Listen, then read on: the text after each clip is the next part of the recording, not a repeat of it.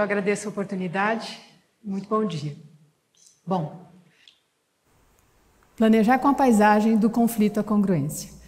Nós temos uma questão séria no Brasil, 85% da nossa população mora nas cidades.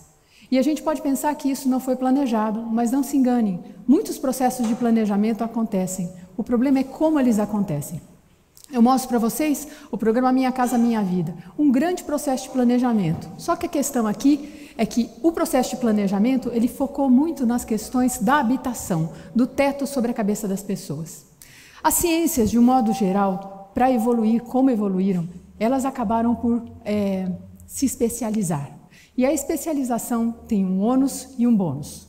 O bônus é que, se especializando, elas evoluíram com muito mais rapidez. O ônus é que, nesse processo de especialização, elas perderam a complexidade, elas perderam a capacidade de ver as coisas nas suas totalidades. No que diz respeito às cidades, isso é uma questão muito séria. Por exemplo, esse é o Minhocão em São Paulo. Ele é fruto de uma época em que se planejou uma questão relacionada à circulação. A pauta aqui era a questão de circular, porque circular era preciso. Mas o problema é que isso não levou em conta muitas coisas que aconteciam ao redor desse lugar, certo? Então, a minha perspectiva aqui é pensar que a paisagem pode ser um lugar onde diferentes saberes se encontram. A paisagem é esse lugar profícuo que encontra não apenas as questões físicas do território, da geografia física, os rios, a vegetação, o relevo, os ventos, mas também encontra as questões sociais, as questões de cultura, de patrimônio, de memória e de desenvolvimento também, porque cidades sãs e belas são cidades onde o investimento também se interessa muito mais. O meu campo de expertise, que é a questão da arquitetura da paisagem, que em outros países é uma graduação em separado, mas no Brasil participa da arquitetura e do urbanismo como uma chave, ela quer justamente construir a convergência entre as questões da natureza e as questões do artifício ou da cultura, que é o que está representado aí à direita. E esse campo disciplinar é um campo disciplinar que tem uma história. Por exemplo, em 1901, funda-se em Harvard o primeiro curso de arquitetura da paisagem. Mas a ideia da arquitetura da paisagem ela é muito anterior. O Central Park é projeto de Frederick Law Olmsted e é o pai do meu campo disciplinar. Esse sujeito teve uma epifania quando foi visitar a Inglaterra, encontrou os primeiros parques e chegou à conclusão que parques eram uma coisa muito importante para as cidades terem. E eu pergunto a vocês, por que um parque é importante? Apenas para a gente passear? É importante por isso, mas é importante também porque ele soma duas coisas fundamentais para o meu campo disciplinar, que é a associação das questões de infraestrutura da cidade, drenagem, renovação de ar, a questão da temperatura e as questões sociais, a questão do encontro, a questão do lazer e a questão da saúde, que são muito importantes. Só que o Olmsted, ele deu o pulo do gato em Boston, onde a professora Ivone foi estudar. Por que Boston é uma cidade fantástica e maravilhosa? Porque ela tem um sistema de parques muito interessante, que muito pouca gente sabe, foi gerado por Olmsted na viragem do século XIX para o século XX, e que tinha uma questão fundamental. Boston estava perdido de doenças justamente ocasionadas pela água. Ele pensou todo um sistema de drenagem baseado no fluxo das marés que passaram a esgotar essa água suja para o mar e salvou a cidade das suas doenças. Boston é hoje o que é, porque há um determinado tempo a sua população e os seus gestores acreditaram que pudesse ser diferente. Olha só. E ele fez isso de um jeito muito interessante, porque ele já tinha ali a presença de uma água salobra. Então, quando ele vai fazer Boston, ele não está pensando no mesmo registro estético do Central Park. Ele está pensando em algo que é construído com a realidade. Então, o meu campo disciplinar nunca deixou de ter o fenômeno nas suas questões. Eu mostro agora para vocês essa cidade que nós adotamos há muito tempo e que mora no nosso coração. São Carlos está no estado de São Paulo. E no estado de São Paulo, o que vocês estão vendo são duas manchas, a mancha de fato ocupada e a mancha que está por urbanizar. E aí mora uma questão muito importante. Como se quer planejar essa cidade?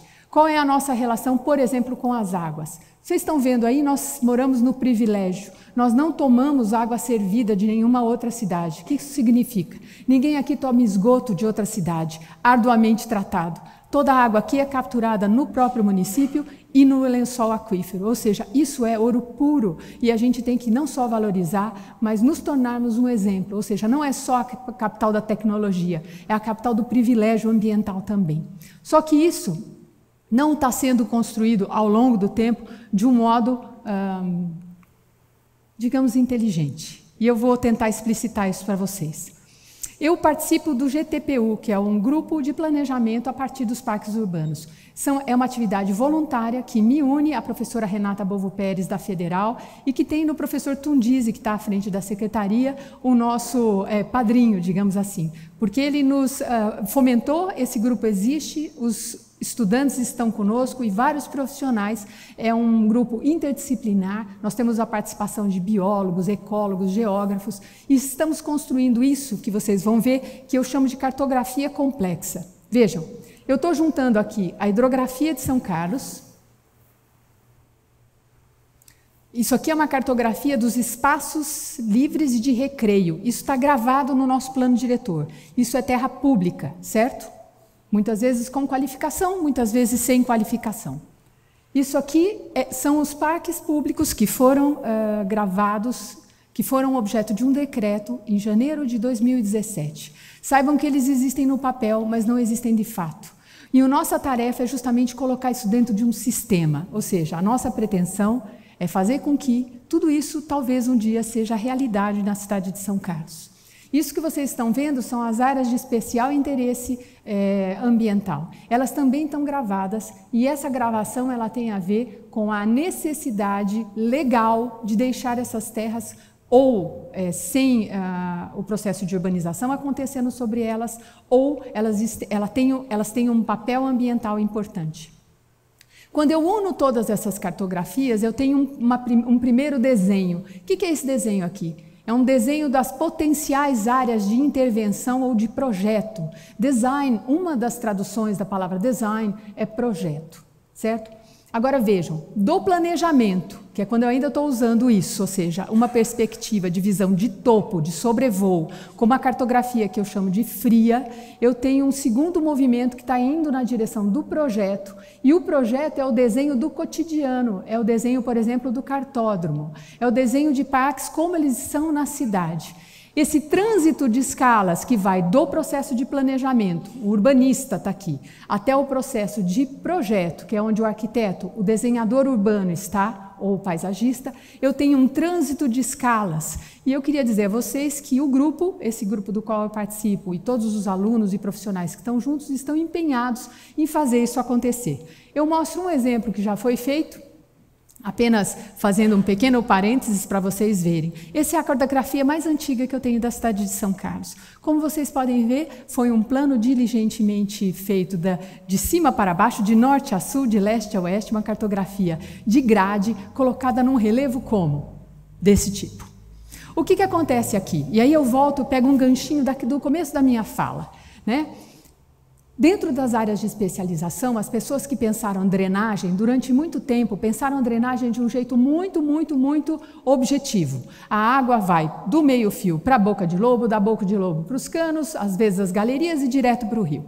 Isso é uma questão que contemporaneamente pode ser muito melhor trabalhada. Certo? Quando eu falo nos parques, eu penso também num sistema de drenagem, de microdrenagem muito mais sofisticado e que alinhe espaços livres bacanas, as praças, as ruas, com possibilidade de drenagem anterior da gente chegar no ponto mais baixo. Então vejam como todas essas coisas vão se juntando.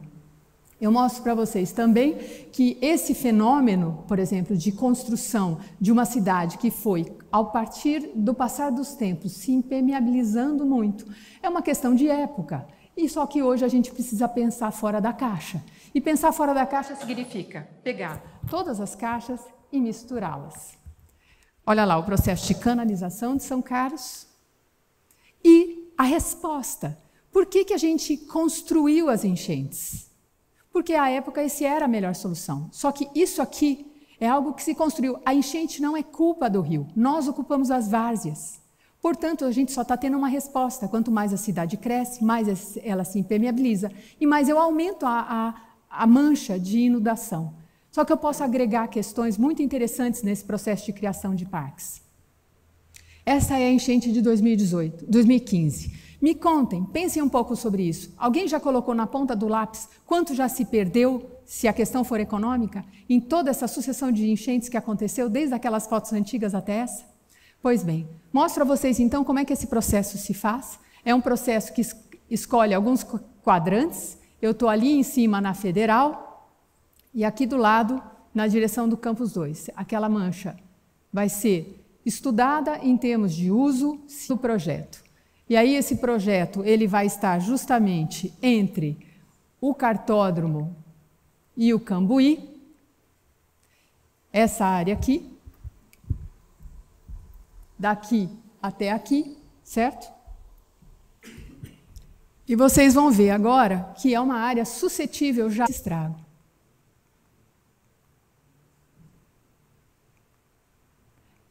Esse parque ele foi feito por uma ONG, uma organização, uma associação da comunidade, bottom-up, portanto.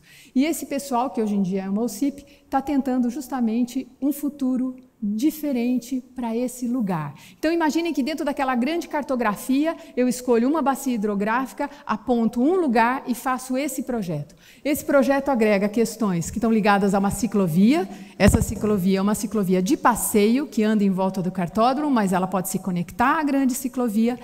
Todos esses lugares que vocês estão vendo em laranja são lugares que agora estão numerados junto com a ciclovia que vão receber intervenções. A questão aqui é ir do lugar mais naturalizado, à esquerda em cima, até o mais artificioso, que é o cartódromo.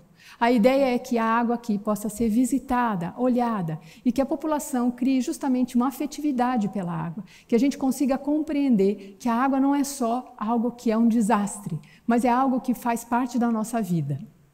A questão aqui é que esses lugares de mitigação, que são esses lugares que foram enchidos, né, cheios de água, eles não são o melhor lugar, mas foram os possíveis. Passo agora algumas imagens para vocês. O cartódromo.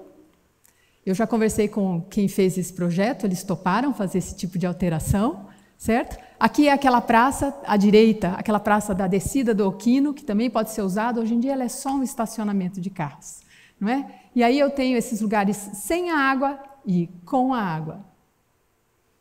O próprio cartódromo, sem a água e com a água.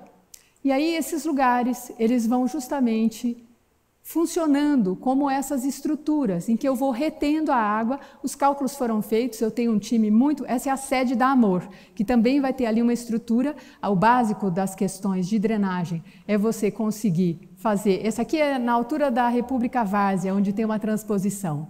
E aqui vocês têm um momento em que você pode ver a água. O que eu mencionava era justamente essa ideia de que você precisa diminuir a velocidade da água até ela chegar no ponto mais baixo, você tem que criar oportunidades dela percolar e você tem que criar o lugar de encontro e lazer da população para que ela possa ver essa água e viver um outro tipo de vida, que está ligado justamente a questões... Isso aqui é no meio do Bosque do Cambuí, onde essa organização já faz várias vivências ambientais. A gente pensou para eles em um mobiliário, onde as crianças pudessem se encontrar. Pontos para vocês entenderem por que eu sou uma defensora do pensar fora da caixinha e pensar com a paisagem como um elemento onde todos os saberes podem se encontrar. E a gente com as pessoas da saúde e que elas possam participar desse processo de projeto.